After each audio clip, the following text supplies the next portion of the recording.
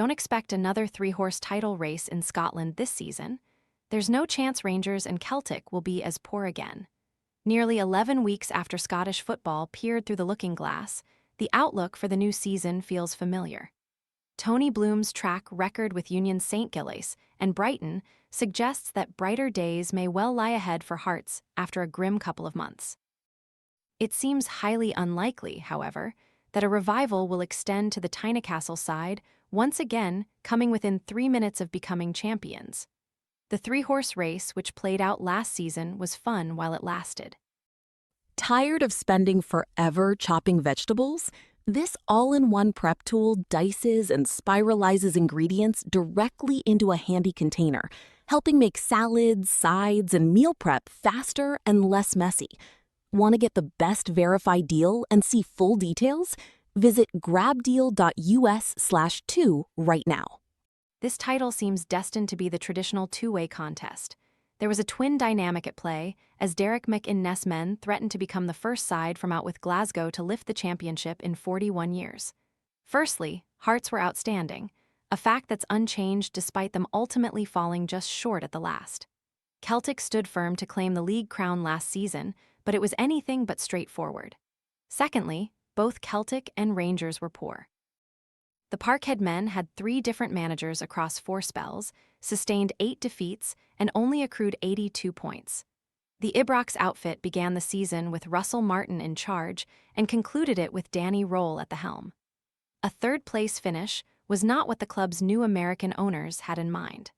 A repeat of this scenario seems about as likely as snow falling in the Sahara. Hearts have lost their manager in McInnes, their star midfielder in Cammy Devlin, and their top striker and captain in Lawrence Shankland. All now earn their paychecks from Rangers. Jamestown Analytics have served up a raft of replacements for McInnes' replacement, Wouter Vranken. On the evidence of the 6-goal aggregate hiding the new-look side suffered at the hands of Sturm Graz in the Champions League qualifiers, Hearts face a season of toil and transition. They will do well to be hanging on to the coattails of the Big Two by the time the Belgians' messages are being received and understood. Derek McInnes and Lawrence Shankland will be hell-bent on going one better this time around. Rangers, by contrast, appear ready to hit the ground running. The infusion of new faces extends to Ivor Pandur, Ross McCrory, Ben Godfrey, Dan Neil, Vanya Dragojevic, and Alwethu Makanya. The departures of James Tavernier and Jack Butland have seen experience go out the door, but they were also figures with mental scarring from too many disappointments. McInnes' track record in management with St Johnstone, Bristol City, Aberdeen, Kilmarnock, and Hearts is one of getting the whole of a side to be greater than the sum of its parts. The 6th manager to start in the Ibrox, dug out in as many years, he feels as close to a hand-in-glove fit for the post as you could get. He'll need no one to tell him that many Rangers sides down the years have lost their way in title races when it comes to the crunch. His task will be to instill the mental fortitude, which was characteristic of the team he played for under Walter Smith in the 1990s. Seemingly done for when they lost at Tynecastle in April, Celtic's muscle memory of what it takes to prevail was ultimately what saw them clinch a 14th title in 15 years in such dramatic fashion. But the sheer willpower of Martin O'Neill's side in those defining matches did not mask the inadequacies in the squad across the course of the campaign. The subsequent sale of Dazen Meada to Ipswich sees the veteran Northern Irishman deprived of the player who did more than any other to drag the team over the line. A glaring lack of firepower has been addressed by the signings of Camillo Duran and Casper Hogg. The return after long-term injury of Cameron Carter-Vickers affords O'Neill the chance to work with arguably the best central defender in the division for the first time. A full preseason for Alex Oxlade-Chamberlain might just prove telling. Wouter Vranken will need a fast start to shake off emerging doubts about his side's chances. Yet, Celtic still look light on guile and creativity. Unless this is addressed in short order, they'll be vulnerable. And, this time, Rangers appear better placed to capitalize. If we aren't to witness another three-horse race, which side, if not Hearts, might at least make the Glasgow Giants fret for a while? Motherwell were magnificent under Jens Berthel Askew last season to the point where they were in the title conversation until March.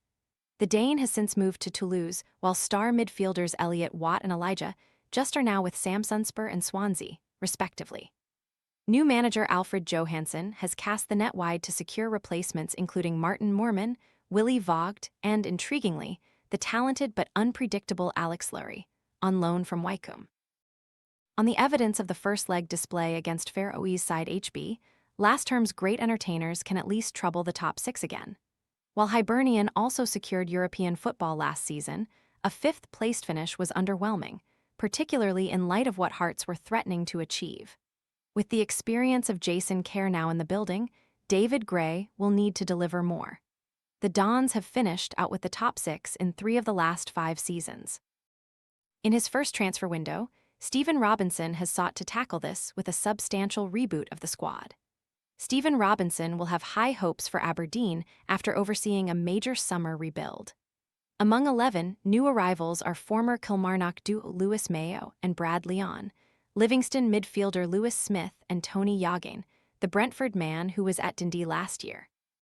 The fervent hope among the Red Army is that it will be better. Inconsistency also dogged Dundee United last term and deprived them of a tilt at Europe. Jim Goodwin has acquired Dylan Tate from Falkirk, Michael Forbes from West Ham, and a trio of A-League players to improve matters.